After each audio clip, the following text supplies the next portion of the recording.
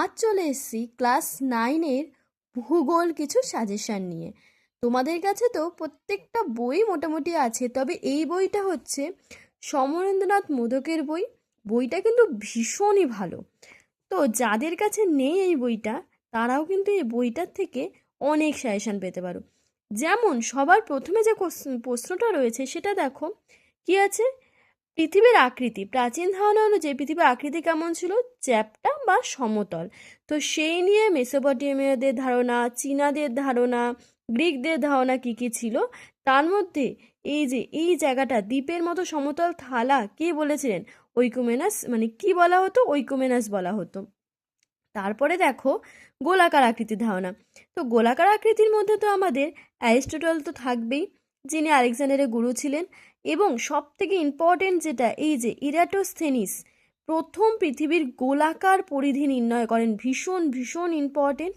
এরপরে দেখো আছে আর্যভট্টের কথা, যিনি আমাদের কি করেছিলেন? আমাদের শূন্যের আবিষ্কার করেছিলেন, ভারতের জ্যোতির্বিদ বা গণিতজ্ঞ। তিনি কিন্তু প্রথম গোলীয় পৃথিবীর পরিধি নির্ণয় করেছিলেন। ভীষণ ইম্পর্টেন্ট কিন্তু এই পেজের থেকে আমরা এই জায়গাটা সেরকমভাবে গুরুত্বপূর্ণ না হলেও এই জায়গাটা কিন্তু ভীষণভাবে গুরুত্বপূর্ণ। ভালো করে এই জায়গাটা দেখবে যে অ্যারিস্টটল কি বলেছিলেন, বা পৃথিবীর ওপর গোলাকার চাঁদের ছায়াকে মানে প্রথম কে বলেছিলেন, আর্যভট্ট কি করেছে, যেগুলো ভালো করে দেখবে। আচ্ছা, তারপরে দেখো এখানের মধ্যে ইম্পর্টেন্ট বলতে এই যে কে প্রথম মহাকাশে গেছিলেন, স্টার দেওয়া আছে। এছাড়াও দেখো পৃথিবীর যে নীল গ্রহ কেন বলা হয় সেটা পড়তে হবে। পৃথিবীর অভিগত গোলকের ঠিক যে ছবিটা একটু পড়তে হবে, ছবিটা আঁকতে হবে, এবং অভিগত গোলক কেন বলা হয় সেটা দেখতে হবে। আর এই যে গোলাকার আকৃতির প্রমাণ, এটা কিন্তু ভীষণ ভীষণ ইম্পর্টেন্ট। প্রত্যক্ষ প্রমাণ কী ছিল? যে মহাকাশচারীরা গিয়েছিলেন, তারা দেখেছেন যে পৃথিবী জিওডের মতো, মানে পৃথিবী আকৃতি পৃথিবীর মতোই। এছাড়া উপগ্রহ চিত্রের মাধ্যমে জানা যায়। এছাড়া এই যে সূর্যোদয় ও সূর্যাস্ত হয় পৃথিবীর একটা সময়, যে সূর্য উঠছে এবং সূর্য অস্ত যাচ্ছে, এই যে যদি পৃথিবী পুরো সমতল হতো তাহলে কি হতো? আমরা এই সূর্যোদয় সূর্যাস্ত হতো না। এক জায়গা থেকে প্রত্যেকটা দেশ কিন্তু এই পৃথিবীর সূর্য যে উঠছে এবং অস্ত যাচ্ছে সেটা দেখতে পারতো। আচ্ছা, এরপরে দেখো আছে জাহাজের এই জায়গাটা। আবার ম্যাগেলানের কথা কিন্তু আমরা ক্লাস 6 থেকে পড়ে আসছি, যিনি সারা পৃথিবী জাহাজ চালিয়ে কিন্তু গেছিলেন। এছাড়াও দেখো আছে দিগন্ত রেখা থেকে পর্যবেক্ষণ। বেডফোর্ড লেভেল পরীক্ষাটা কিন্তু শর্ট কোশ্চেন হিসেবেও ভীষণ ভীষণ গুরুত্বপূর্ণ।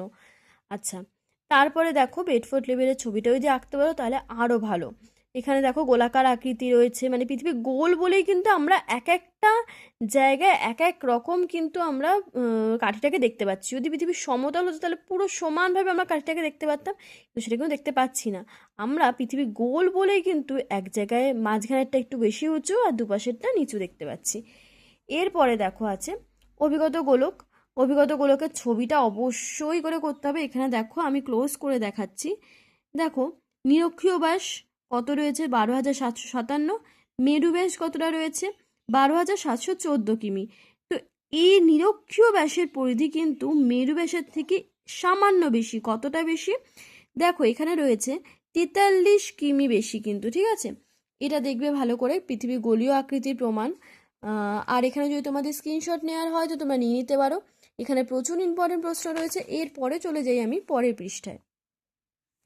দেখো গোলক ও অভিগত গোলকের মধ্যে পার্থক্য পড়বে। যমজ গ্রহ, ইউরেনাসের যমজ গ্রহ বলা হয় নেপচুনকে। এবং এখানে আরেকটা জিনিস রয়েছে, পৃথিবীর যমজ গ্রহ কাকে বলা হয়, এই জায়গাগুলো ভালো করে দেখতে হবে। আচ্ছা, এবার জিওরের কথা তো আমি বললাম। জিওরটা কি? জিওর হচ্ছে এই দেখো ছবিটা, দেখো তোমরা এই ছবিটা দেখলে ভালো বুঝতে পারবে। দেখো এইখানে যে ছবিটা রয়েছে, দেখো প্রত্যেকটা জায়গার কিন্তু একই রকম মাপ নেই। দেখো এই জায়গাটা একটু কমে গেছে, এই জায়গাটা আবার স্ফীত হয়ে গেছে, এইভাবে কিন্তু পুরো ছবিটা রয়েছে। তো কোথায় কতটা হচ্ছে এটা দেখবে। গ্রহ কি, সৌরজগৎ কি, বামন গ্রহ, কুলীন গ্রহ কিন্তু অবশ্যই ভালো করে দেখতে হবে। বামন গ্রহ কটা রয়েছে? এই 5টা নাম কিন্তু সব বইতে তোমরা একদমই পাবে না। প্লুটো, সেরেস, হাউমিয়া, মাকি আর এরেস। অনেক জায়গায় মাকিও থাকে, আবার মাকেও থাকে।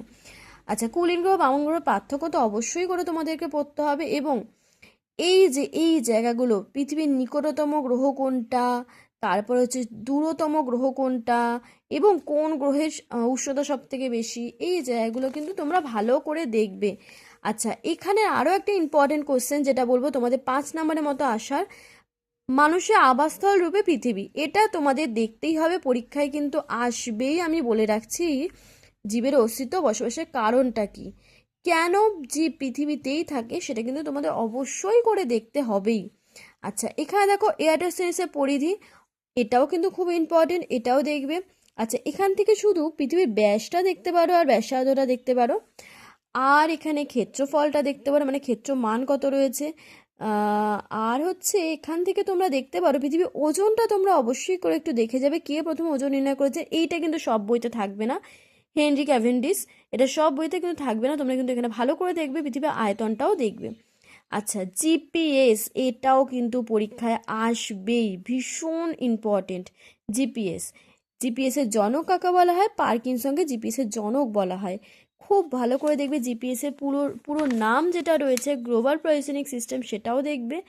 এবং এই যে জিপিএসের যে কাজগুলো রয়েছে দেখো, প্রত্যেকটা কাজ সুন্দর করে পয়েন্ট করে দেওয়া আছে, তোমরা কিন্তু এই জায়গাগুলো ভালো করে দেখবে, ঠিক আছে। আর এখানে কিছু অনুশীলনী রয়েছে এই চ্যাপ্টার থেকে, এই অনুশীলনী কিন্তু ভীষণ দরকারি, তোমরা এই অনুশীলনীগুলো অবশ্যই দেখবে। পরের দিন যদি চাও তাহলে পৃথিবীর গতিটাও কিন্তু আমি দেখিয়ে দেবো, ইম্পর্টেন্ট প্রশ্নগুলো অবশ্যই বলে দেবো।